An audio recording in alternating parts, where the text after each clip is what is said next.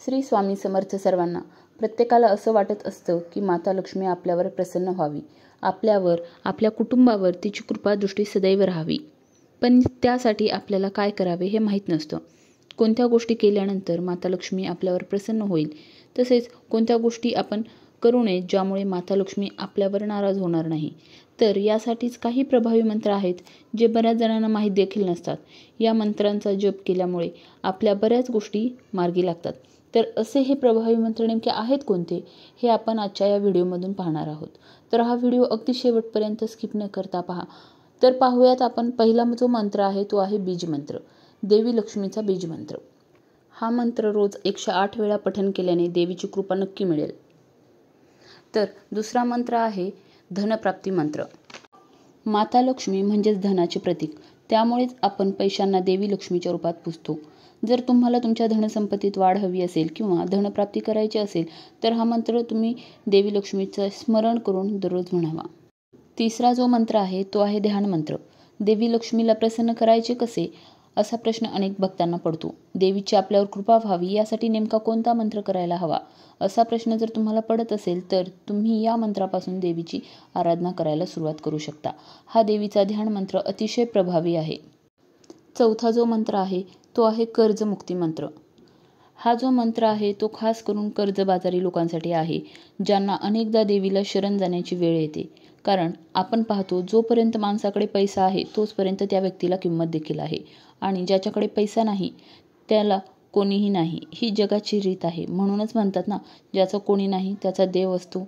कर्जापासून मुक्ती हवी असेल किंवा आपली आर्थिक परिस्थिती मजबूत व्हावी असं जर वाटत असेल तर तुम्ही देवी लक्ष्मीच्या कर्जमुक्ती मंत्राचा जप नियमितपणे करायला हवा. पुढचा जो मंत्र आहे तो आहे यश मंत्र. जर तुम्हाला तुमच्या जीवनात यश मिळत नसेल तसेच कोणतेही काम मार्गी लागत नसतील तर तुम्ही या मंत्राचा नियमित जप करू शकता. या मंत्रामुळे तुम्हाला कामामध्ये यश मिळायला सुरुवात होते, तुमच्या यशाचे मार्ग मोकळे होतात. सहावा जो मंत्र आहे तो आहे अष्टलक्ष्मी कुबेर मंत्र. जसं आपण देवी लक्ष्मीला धनाची देवी म्हणतो तसेच कुबेर देव देखील धनाचे देवता आहेत. त्यामुळेच बरेच जण कुबेर यंत्र पॉकेटमध्ये तसेच देवघरात देखील ठेवतात. या अष्टलक्ष्मी कुबेर मंत्राचा जप केल्याने देवी लक्ष्मी आणि कुबेर देव देखील प्रसन्न होतात. या दोघांचीही तुमच्यावर कृपा दृष्टी होते. सातवा जो मंत्र आहे तो आहे लक्ष्मी गायत्री मंत्र. देवी लक्ष्मीचा एक अतिशय प्रभावी मंत्र आहे. या मंत्राचा नियमित जप केल्याने भक्तांना अनुभूती येते.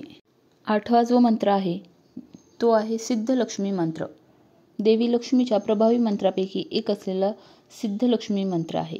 या मंत्राचा नियमित 108 वेळा जप केल्याने देवीची कृपा मिळते. नववा जो मंत्र आहे तो आहे सर्व बाधा विघ्नमुक्त मंत्र. जर तुम्हाला तुमच्या जीवनातील सर्व बाधा दूर करायच्या असतील तर हा देवीचा प्रभावी मंत्र तुम्हाला मदत करेल.